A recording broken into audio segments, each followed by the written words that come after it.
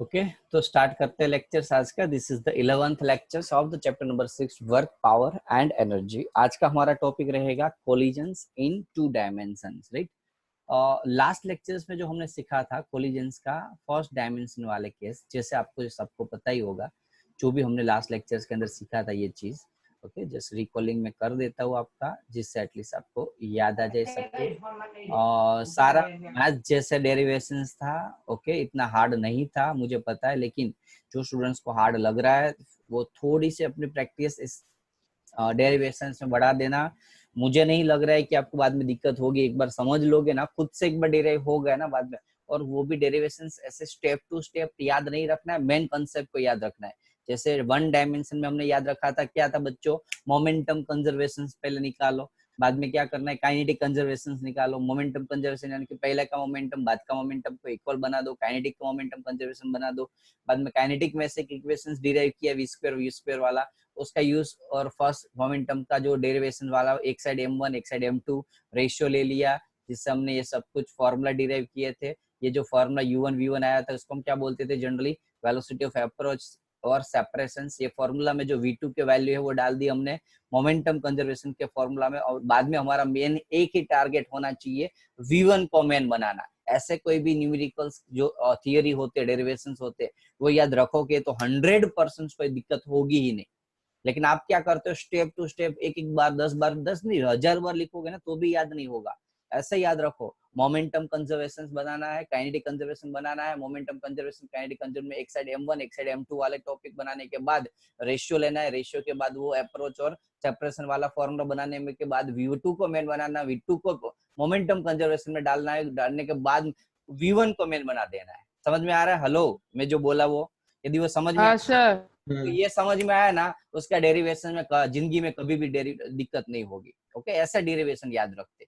जब भी मुझे डेरिवेशन कोई बोलते सर आप कैसे याद रखते हो, तो मैं ऐसे याद रखता हूँ। मैं क्योंकि मेरी आप मैं भी फ्रेंकली बता, मेरी याददाश्त इतनी जितना पावरफुल नहीं है कि मैं हर एक चीज को लॉन्ग टर्म याद रख सकूं। तो मैं हिंट याद रख सकता हूँ और हिंट के बाद अपने हिसाब से डिराइव कर लेते। ओके रट्टा मारना मेरी काम की मेरी बात नहीं है। रट्टा यानी कि कोई चीज को याद रखना है ना तो मैं नहीं याद रख सकता हूँ। हाँ लॉजिकली उसका अंडरस्टैंडिंग उसका कॉन्सेप्ट वे ये वगैरह सब कुछ क्लियर रखता हूँ, लेकिन याद रखना वो मेरा काम नहीं है। ओके तो ये दिक्कत काफी सारा आप में से भी होगी जो स्पेशली मैथ्स लेके बैठे हैं, उन लोगों को ये प्रॉब्लम होता रहेगा, याद नहीं रहता है। तो ऐसा याद रखो कोई भी चीज को। तो अलग अलग केस 1 केस 2 वो भी हमने सीखे थे, याद है ना, केस 1 केस 2 केस 3। एक साइड u0 लेना, एक sorry initial velocity mass equal लेना है, एक बार मास को ज्यादा ले लेना है, ऐसा अलग अलग केस के लिए अलग अलग हम। और बाद में कोफिशिएंट ऑफ डिस्ट्रीब्यूशंस निकाला था, ऊपर v2 माइनस v1 नीचे u1 minus u2, after collision before collision separation से भी बोल सकते हो। ई की वैल्यू से आपको पता चल जाएगा type of collisions. Okay numericals 2-3 हमने देख लिए थे। तो ये सब कुछ यदि आपने क्लियर किया होगा तो आपके लिए आज का लेक्चर बहुत बड़ी बात नहीं है, बहुत इजी है, कॉन्सेप्चुअली जाना है आराम से। हम इस टॉपिक को समझेंगे कोलिजन इन टू डायमेंशन। यदि आपने फर्स्ट लेक्चर्स यदि आगे का लेक्चर्स अच्छे से किया होगा तो बहुत दिक्कत नहीं होगी इसके अंदर, और वेक्टर क्लियर होना चाहिए आपका। यहाँ कंसिडर ये करना है कि दो बॉडी है जिसका मास इक्वल है, वैसे आप मास इक्वल ना करो और उस हिसाब से जाओगे तो थोड़ा इजी रहेगा। इजी यानी कि आपको इन केस यदि अलग अलग मास वाले भी सम पूछ लिए तो बाद में दिक्कत नहीं होगी आपको, राइट। तो अभी मैं ऐसे मान के चलता हूँ कि दोनों का मास अलग अलग है, भले इस पीपीटी में m1 और m2 सेम लिया है मुझे, लेकिन मैं अभी ऐसे मान के चलता हूँ कि मास m1 और m2 अलग अलग है। दो ऑब्जेक्ट है m1 और m2,